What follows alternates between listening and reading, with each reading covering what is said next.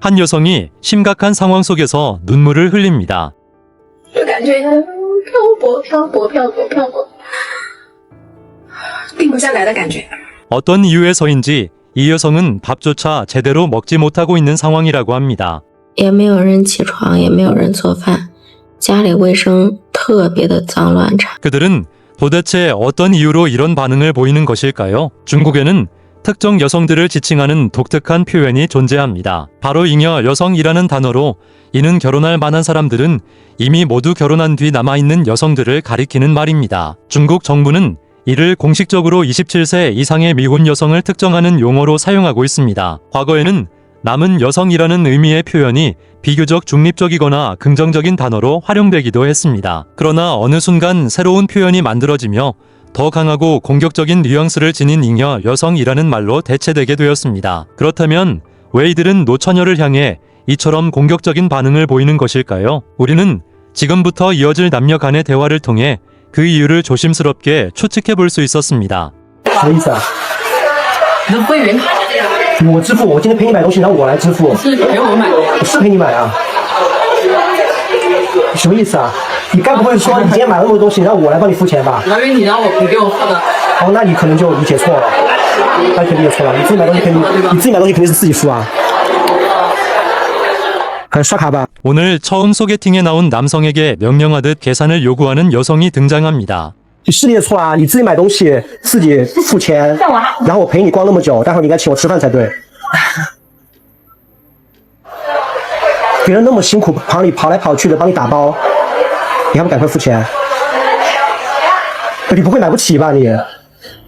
我还以为是你，不是说的是不是我买不起啊？那你买呀！你不是说你给我你买吗？什么时候我买了？你赶快买，赶快付钱，好吧，死穷鬼！你别让别人瞧不起你。我今天陪你来购物，陪你来开心，你就付钱就好了。好嘛好嘛，那你走嘛你。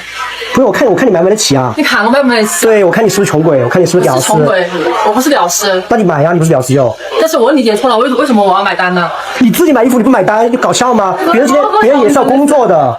알바 대신 현장에 나온 상급 직원은 상황을 파악하지 못한 채 양쪽의 눈치만 보며 벨트를 만지작거리고 있었습니다.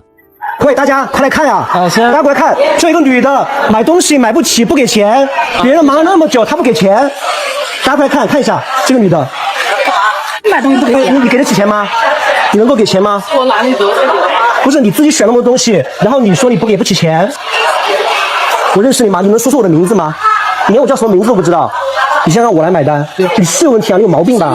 我的行为只是不是，我就觉得你自己是不是土包子？没逛过没逛过这个 GUCCI 店，然后来买东西又给不起钱，你说是不是？你回答我是不是？ 그녀는 나이가 결코 적지 않아 보이는 여성입니다. 나이가 들었음에도 불구하고 여전히 젊은 시절에 대접받던 버릇을 버리지 못한 모습이었습니다. 오늘 처음 만난 남성이라고는 믿기 어려울 만큼 뻔뻔한 태도를 보였고 마치 당연히 받아야 할 대접을 받지 못했다는 듯 오히려 남성을 향해 매너가 없다며 소리를 지르기까지 합니다. 이처럼 잉여 여성이라 불리는 현상은 과거 중국 사회에 남아 선호 사상에 대한 반작용으로 여성 우위 현상이 나타나면서 생겨났습니다. 여성 인구가 줄어들자 중국 여성들은 귀해졌고 대접받는 것을 당연하게 여기다 모태 남성을 얕잡아보는 지경에 이르게 된 것이죠. 특히 일부는 나이가 들었음에도 젊은 시절의 태도를 버리지 못했고 이들을 지칭하는 표현이 바로 잉여 여성이었습니다. 그러나 현실에서 중국 내 노처녀들이 받는 대우는 결코 좋지 않습니다. 실제로 그녀는 83년생으로 현재 상하이의 소개팅 광장에서 결혼할 남성을 찾고 있는 상황입니다. 我就给自己写了一份相亲广告，后面藏了一个小的摄像机，然后就记录了他们一些真实的反应和他们的对话。自己征婚啊？啊？哪一年的83年的。多大？83年。勇气很强。所有的叔叔阿姨过来问的第一句话，就都是会问你年纪多大。你只有最大的缺点，我讲别人没有的，本人几岁没写83年。？80年啊。然后在听完就是我的年纪之后，就是脸瞬间就僵掉了。其实并不是特别关心。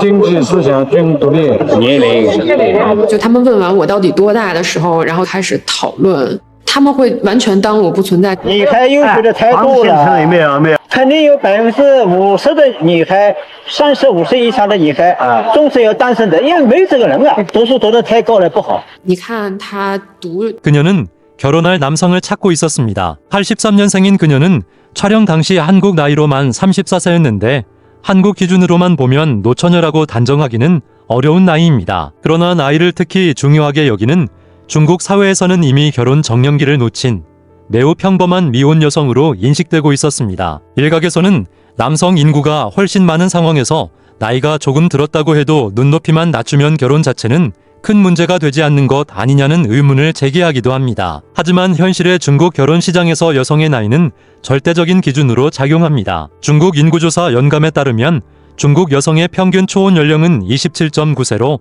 한국보다 무려 4살이나 빠른 수치입니다. 그만큼 여성들이 느끼는 결혼에 대한 사회적 압박도 상당했을 것으로 보입니다. 여기에 더해 과거 20대 시절 그녀를 당연하게 대접하던 수준의 남성들은 더 이상 그녀에게 만날 기회조차 주지 않게 되었고 그 결과 그녀가 그려왔던 미래와 현실 사이에 괴리감은 점점 커질 수밖에 없었습니다. 이러한 흐름 속에서 중국에서만 볼 수 있는 특이한 사회 현상이 나타나게 됩니다. 현재 이곳은 우한의 한 장소로 한 남성이 빨간 종이에 적힌 글을 차분히 읽고 있는 모습이 포착됩니다. 看市中心的这个相亲角啊，看一下这个武汉人的市中心的人，他是一个。 그들은 바로 자신을 부양해 줄 남성을 애타게 찾고 있는 여성들이었습니다. 看这个，这个是吕97年的，这个还比较年轻呀。这一个是吕00后，哇，这个好年轻啊，这个才20多岁啊。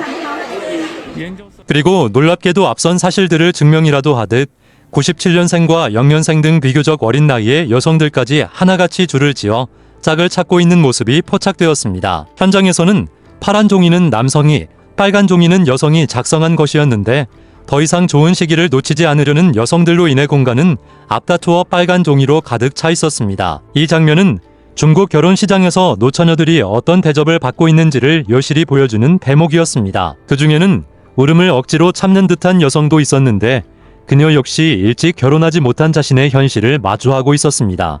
对，我又哭了。外面的那个洗衣机的水管爆了，重新租的房子，然后后面也是因为外面的洗衣机水管爆了，然后把房东的那个地板都泡发了，然后房东觉得是我们的问题，那时候我跟几个朋友合租，然后又让我们去赔偿那种之类的，后面押金的话也不给我们退。 그녀는 자신의 현실을 스스로 탓하며 남자가 없기 때문에 힘든 삶을 살고 있다고 생각하고 있습니다. 就感觉漂泊，定不下来的感觉，想要去依赖别人，除了偶尔会有一点想家。 실제로 중국에서는 남성들이 귀찮은 집안일을 도맡아 처리하는 경우가 대부분이기 때문입니다. 好，我稍微整理了一下情绪啊，이 또 다른 여성 삶은 所以我就说今年为啥这么老？今年真是老可多。今年我出来的时候，也没有人起床，也没有人做饭，家里卫生特别的脏乱差。我也不知道人都去哪儿了。以前我都是想着俺妈辛苦，我都给她打扫。现在我觉得无所谓。 그녀는 지금껏 자신이 왜 결혼하지 못했는지에 대해서는 제대로 분석하지 못한 채 집안일을 대신해줄 남성이 없어 불행하다는 말을 남기며 영상을 마무리했습니다. 스스로에 대한 객관적인 판단이 서지 않는 그녀가 어떤 결말을 맞이하게 될지는 어느 정도 예측 가능한 부분이었죠. 실제로 중국 정부는 노처녀들을 결코 우호적으로 대하고 있지 않습니다. 심지어 막다른 상황에 몰린 일부 노처녀들이 미투 운동에 나서는 경우 이는 당에 대한 도전으로 간주되어 매우 엄격한 처벌을 받기도 합니다. 실제로 2023년 말 중국의 미투 운동가였던 35세의 황 쇠치는 국가 전복 혐의라는 중대한 죄목으로 재판에 넘겨졌으며 현재까지도 그와 관련된 소식은 전해지지 않고 있습니다. 결국 노처녀들은 이러지도 저러지도 못한 채 과거의 영광만을 곱씹으며 아직도 눈에 찰만한 남성이 나타나지 않았다는 헛된 희망을 품고 살아가는 것으로 보입니다. 하지만 이미 좋은 시절을 떠나보낸 그들이 뒤늦게 더 어린 여성들과 경쟁하며